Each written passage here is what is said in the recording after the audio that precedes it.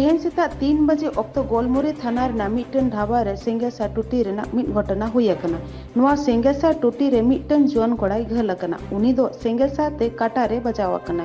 घल अकन उनी कोड़ा गिदरा तिक्चा लगित ते अस्पताल रे को भर्ती अकादे। होड़ कोआ लई जे बड़ायोग कना जे सेता 3 बजे ऑक्तो किछु कोड़ा गिदरा दो दाका जम लगी ढाबा रे को हेज लेन ताहें कना। मेनखान उन ऑक्तो जहान कथा इदी कते आको मोदरे नियाव खपरिया हुईना। उना तायम गे सेंगेसा टूटी ना घटना दो हुईना। मेनखान सरी कथा बड़ा लगी ते पुलिस दो नित हाबिज तुनखी तलाश रे मेना कोआ। उनको तुनखी तलाश तायम गे सरी कथा चेत कना नुआ दो बड़ा ᱧᱟᱢᱚᱜᱼᱟ। रात्रि करीब 3:30 बजे लगभग हम लोग को सूचना प्राप्त हुई कि हमें ढाबा के पास फायरिंग हुई।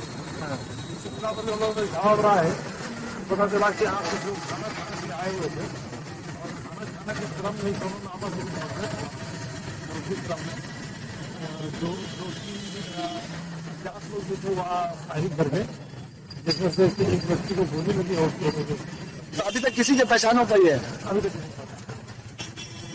कितने बजे घटना है सर ये? 3 साल